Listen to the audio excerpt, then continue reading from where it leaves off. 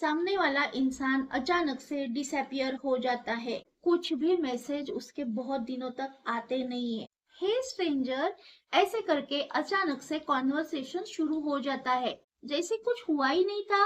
और जब आप ये बात उनसे पूछते हो तो सामने वाला आपको बोलता है मैं बिजी था, तुमने भी तो एक भी मैसेज नहीं किया मुझे, इतना क्यों ओवर रिएक्ट कर रहे हो, इतना इशू क्यों बना रहे हो। यहाँ पे वो इंसान आपको खोना नहीं चाहता है, लेकिन वो आपको ऑनेस्टली चूज भी नहीं करना चाहता है। इस पैटर्न को साइकोलॉजी में घोस्ट लाइटिंग बोलते हैं। घोस्ट लाइटिंग सिंपल घोस्टिंग नहीं है। यहाँ प्रॉब्लम डिसअपियरेंस की भी नहीं है। यहाँ प्रॉब्लम री एंट्री के बाद डिस्टॉर्शन की है। The problem is not living, the problem is री राइटिंग वॉट हैपन। लेकिन यहाँ पे लोग कंफ्यूज हो जाते हैं। आप सोचते हैं शायद मैं ओवर रिएक्ट कर गई, या फिर सच में सामने वाली व्यक्ति बिजी थी और मैं कुछ ज्यादा ही ओवर रिएक्ट कर गई। लेकिन यहाँ पे पैटर्न समझने की जरूरत है। वो इंसान सिर्फ वापस नहीं आता है, वो आपकी मेमोरी को भी रीराइट कर देता है। सामने वाला इंसान आपको महसूस करवाता है कि आपकी ही गलती थी, आप ही ओवर रिएक्ट कर रहे थे,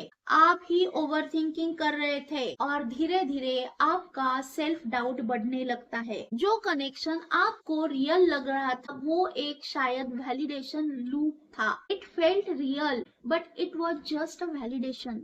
और यही प्रॉब्लम और डीप बन जाती है। सामने वाला इंसान आपको इग्नोर करता है, फिर अचानक से अटेंशन देता है और आपको ही ब्लेम करता है। ये कोई पुश पुल नहीं है, ये कंट्रोल कंफ्यूजन साइकिल है। सामने वाला आपको कहता है आप बहुत ही सेंसिटिव हो, इतना भी सीरियसली मत लो, हम तो बस कैजुअली बात कर रहे थे। मतलब सामने वाले ने कमिटमेंट अवॉइड कर दी है और आपको कंफ्यूजन में डाला है। ऐसे दो रीजन से होता है। पहला रीजन है सामने वाले में इतनी इमोशनल मैच्योरिटी नहीं थी कि वो आपको क्लियरिटी दे सके, और इसलिए वो इंसान कुछ दिनों के लिए डिसअपियर हो गया। दूसरा रीजन है सटल मैनिपुलेशन। सामने वाले को अच्छी तरीके से पता है कि अगर वो डिनाई करेगा तो आप सेल्फ डाउट में चले जाएंगे और वो आपके ऊपर हमेशा कंट्रोल रखेगा। असली पैटर्न ये है कि वो क्लोजर नहीं अवॉइड कर रहा है, वो अकाउंटेबिलिटी अवॉइड कर रहा है। This is not confusion, this is avoidance of responsibility. एक पॉइंट पे आपको ऐसे लगने लगता है कि आखिर वो वापस आया ही क्यों। सच ये है कि वो कनेक्शन के लिए वापस आया ही नहीं था। वो वापस आया क्योंकि उसे अच्छे तरीके से पता था कि आप इमोशनली अवेलेबल हो। He came back because you are still available.